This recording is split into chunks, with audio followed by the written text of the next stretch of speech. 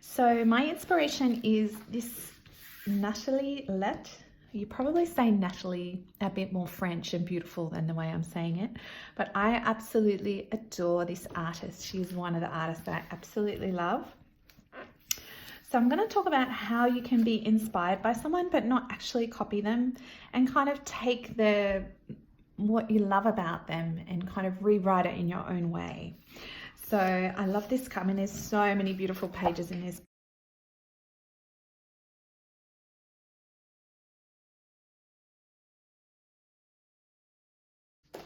Actually, I might start with pencil. I don't quite plan out exactly what I'm going to do before I do them. So I really like this beautiful line shape.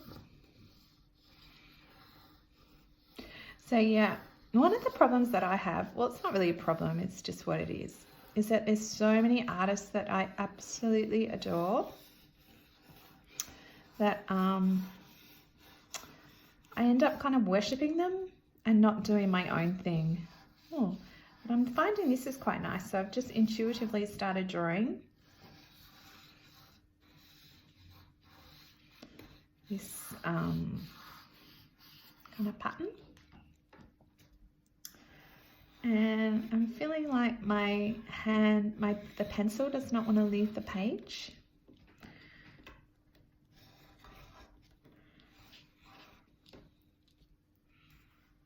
So my idea for this one was to do that plant pattern and then work on negative space.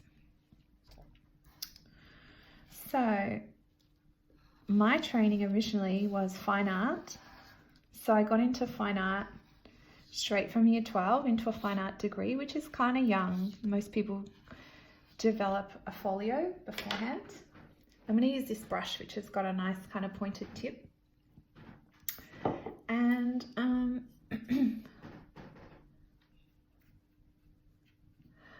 yeah, so when I was at uni, everything was hand painted, everything. And we use this, which is called gouache. This is what I'm using today. So it's like watercolor, but it's opaque, so there's no see-through, which is kind of good because this is pretty heavy, this color.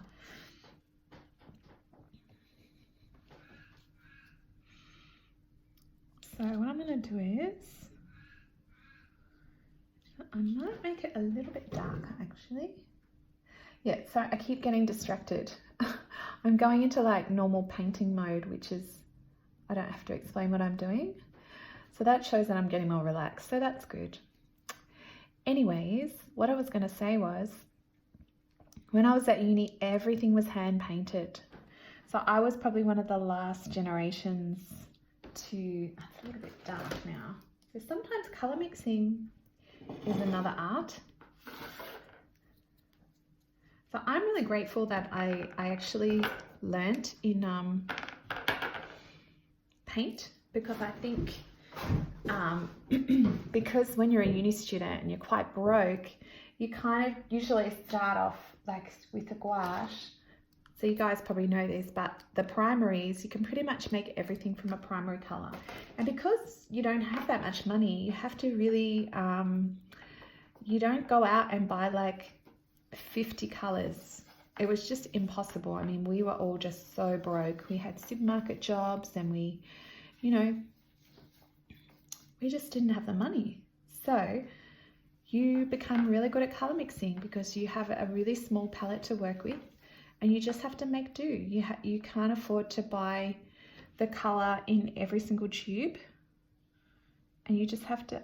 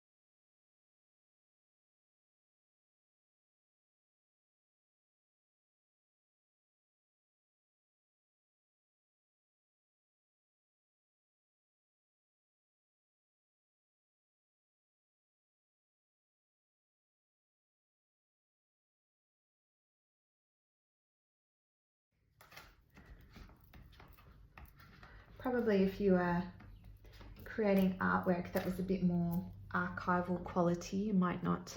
And I quite like how it looks like it's going off the page like that, like a bit of a textile design. I put a bit of charcoal on it, so I don't want that to rub either. Now I did have another little piece of butterfly, but it's flown away. That's okay. And oh, here's the butterfly wing. Here's the other bit. So I'll glue that one down too. Move that as well. Just checking that that's in the screen. Okay, so I'm just going to sketch it in with a little charcoal pencil. These are really sweet, these little mushrooms that almost look like acorns. So maybe I'll do another one here. So I am absolutely working in the style of Natalie Lete, but I'm kind of making it my own too. And then you never know, I might use this idea. So I've got 2 toadstools or mushrooms. Oh, and then I like these little sweet ones here as well at the bottom.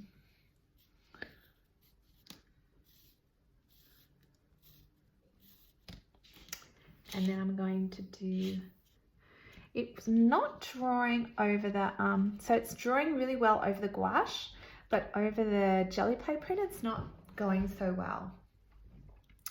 Now I might do a snail as well. It's really cute the way it's hanging over the edge like that, but I'm not going to do mine like that. I might just do it.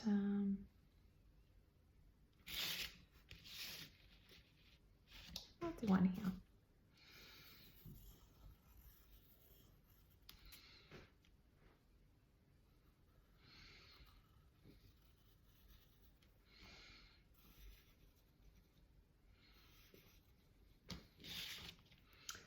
So I'm going to go over the top with my beautiful chalk pastels, because when in doubt, they always go over the top of things really well. And because I've got a lot of blues, I'm going to go opposite on the colour wheel and use orange and cream.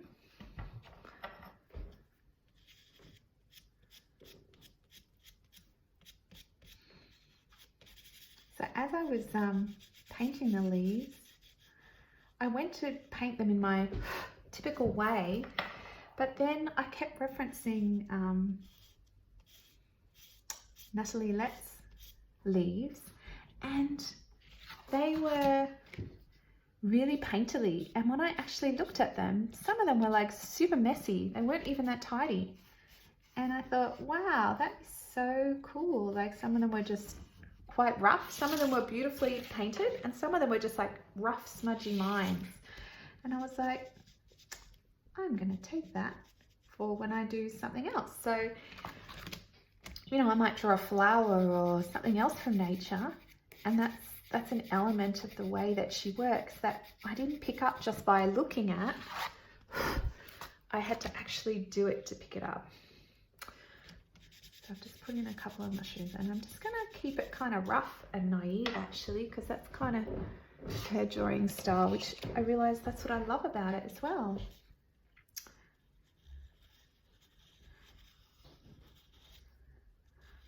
One thing I have really loved from working with children is how free they are with